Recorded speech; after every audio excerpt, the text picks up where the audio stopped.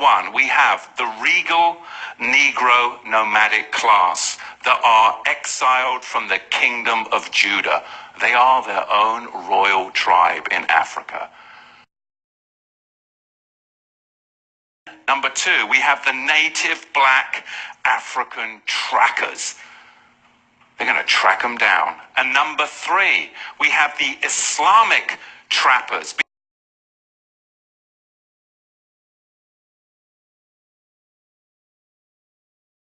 Because between 650 of the Common Era and 1900 of the Common Era, 10 to 20 million people were enslaved by the Arab slave traders.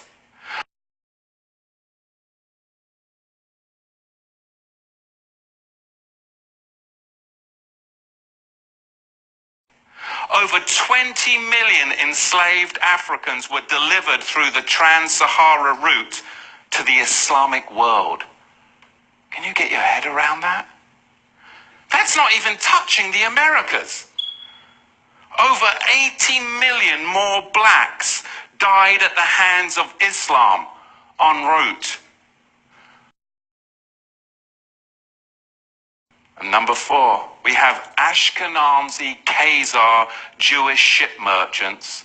And of course, the Portuguese and the British Ashkenazi were the main buyers. Islam and the Ashkenazi, those that say that they are Jews and are not, were the main sellers.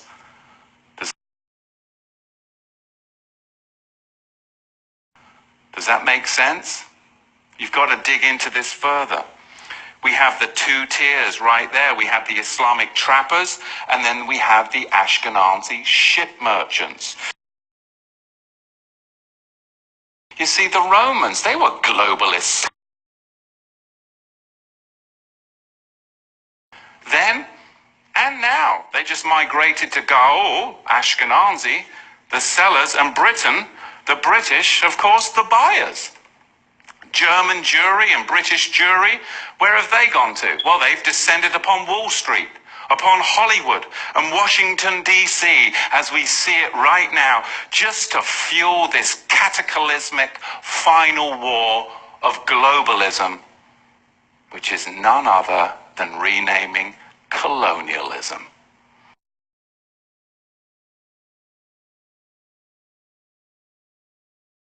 To go back before the 16th century to understand the roots of it. So we're going to see as we dig into this where this slavery came from, because it was really a system that was very, very well crafted. There was Islamic masters and there were white Ashkenazi Khazar ship owners. There were the buyers and the sellers. And they're not going to fill you in on all of this, but really you've got a four-tier system. Number one, you have the Negro nomads that were exiled from the Kingdom of Juda.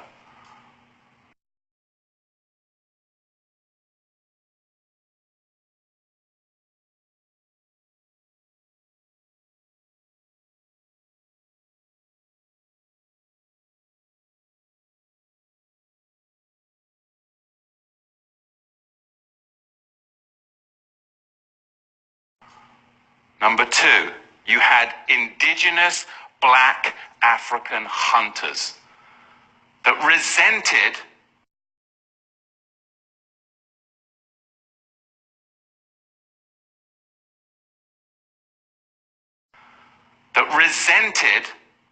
the regal Negro nomads that had come into their territory with their own customs, with their own laws that were different and would not assimilate into their tribal culture. They were their own tribe. They were the regal house of Judah. And number three, you had Islamic trappers that worked with the indigenous black Africans to trap the regal Negro house of Judah.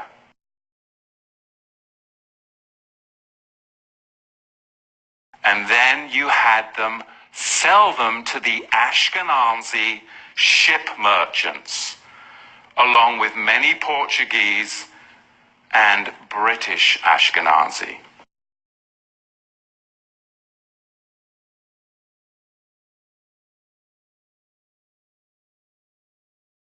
Because Islam designed infernal slavery.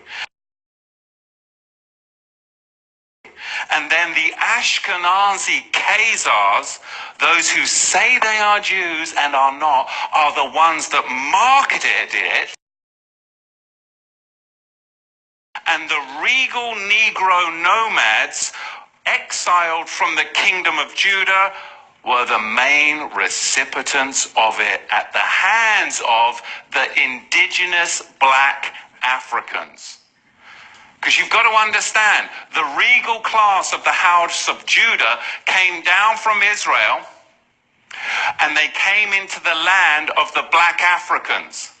And the black Africans resented the regal class of the house of Judah in their land because they had laws, they had customs, they had civility. And they were a regal class of Negro that came down into Africa.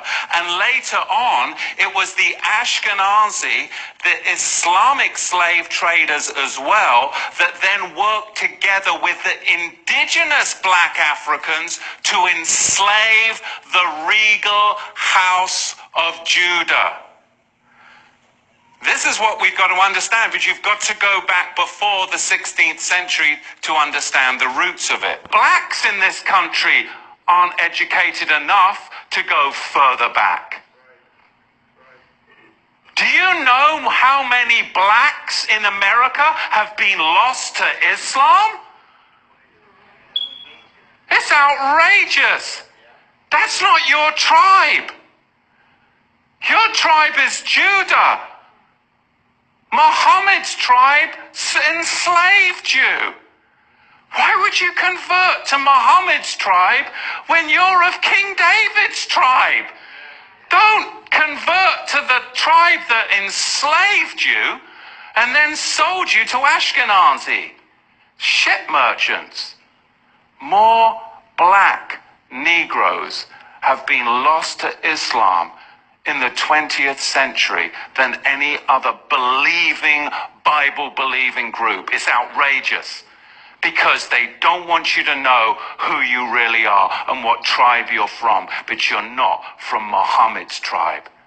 Never were. Never were. You are a regal Negro class from the royal house of Judah. It's outrageous to me. Islam is not the black man's religion. It's for those of the Banu Hasham clan of the Quraysh tribe. That's who it's for. It's not from the tribe of Judah. Never was, never will be. It was never the religion of the Negro nomads in Africa because they were exiled from the Kingdom of Judah. In Joel chapter 3 verse 6, it talks about these indigenous black Africans in collusion with the Ashkenazi because they were selling the Negro house of Judah to the Greeks. And who did the Greeks? The Greeks, they invented democracy, didn't they? Didn't they just? You see, Africans weren't selling their own people. They were selling a tribe that had encroached upon their land, a higher educated, regal class that had judges, coppersmiths, goldsmiths, and all of this, and they did not assimilate in, and they wanted their stuff, and they wanted to get paid by Islam, and Islam wanted to get paid by the Ashkenazi ship merchants. Crazy, man. The Igbo tribe of Africa, they're Jewish. If you were to look, just look at old maps of the African slaving maps. There's an old map of, I think it's Guinea in maybe in the 1720s, 1730s. There's this old map, and it's called a Slave Coast map. Look on that. It's the Slave Coast map of Guinea, 1736.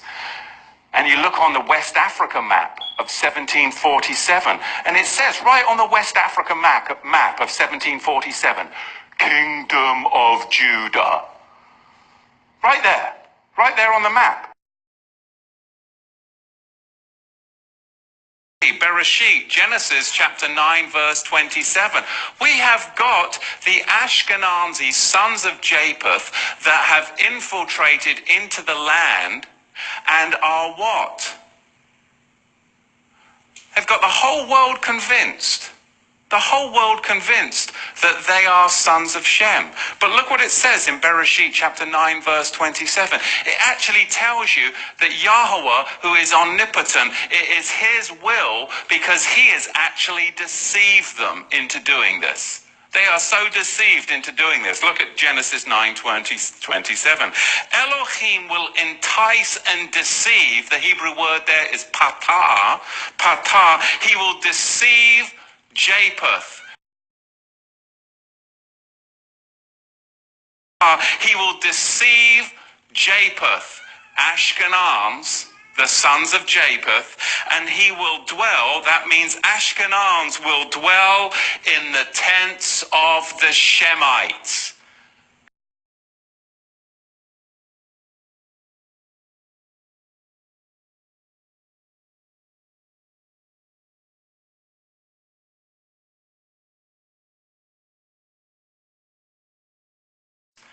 Is that what's happening today?